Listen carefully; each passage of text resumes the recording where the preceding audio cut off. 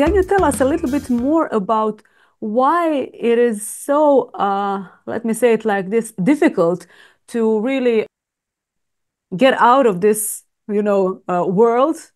And what is this force that makes us so entrenched in this mentality that we are this body and we have these things to do? And I'm asking you basically to describe us a power of Maya. Well, yeah, there are philosophical explanations given of these things, but basically, there's one teaching, one that I have to say the mantra. Krishna Bahir Mukhahana Bhagavanchakare Nikateshta Mayatari Japatiya Dare.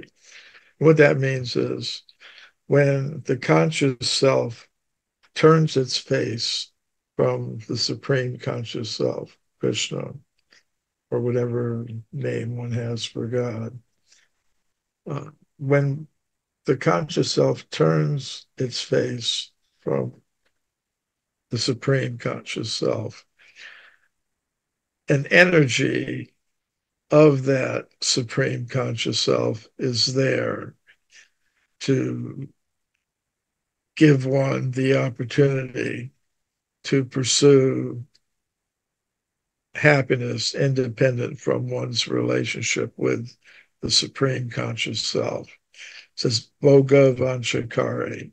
One has a desire to enjoy, seek pleasure separate from one's relationship with the supreme conscious self. So that is the power of that energy of the supreme conscious self.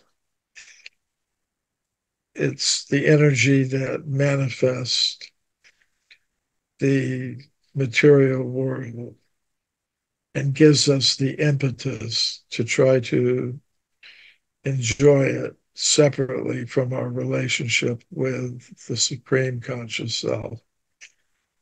And in doing that and pursuing that, we do so many things, we perform so many activities. Now, the solution that's given in the Vedas is not that you give up activity, but that you perform the same activities in a way that reconnects you with your higher self and the supreme conscious self. In other words, we all have to do some work. Not have to, we like to. We like to do different things. Some people like to be, I mean, some people are in a position where they're more or less compelled to do something. But for many people, they aspire to be an artist or an author or a military person, or they have some aspiration to do things.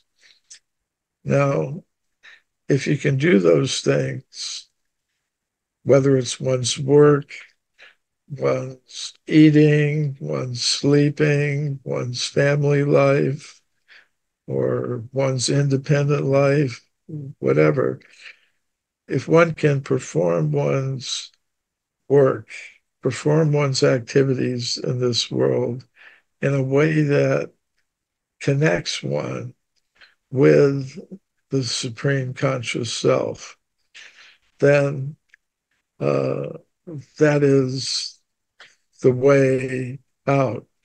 And it could be easier for some than others, but the process itself is kind of simple.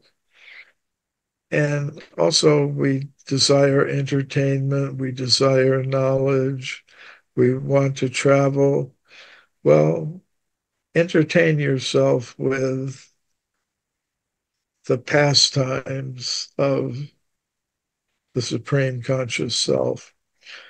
They're described in the Vedic literature, the Puranas. So many, you want to hear about battles and love affairs. Well, there's warfare and battles and love affairs on the spiritual level of reality. And they're described in the Vedic literature. And they're also manifested in the form of art and film and drama. You can apply your desire to be entertained and educated by, instead of looking at things that just encourage one to go deeper and deeper into false ego and deeper into bodily identification and deeper into material exploitation, with all the side effects that has on each of us as an individual and collectively as a society. We can, through being guided in the process of yoga means to establish a connection. So if we can connect all of our activities, what we hear, what we speak, what we do. In Bhagavad Gita, Krishna actually says, whatever you do it as an offering unto me. So it's possible to connect all of these activities that you were mentioning. It is possible to connect them and be able to do them in such a way that simply by carrying out one's inclinations and abilities, one can exist in this world in the best way possible and qualify oneself to achieve something greater.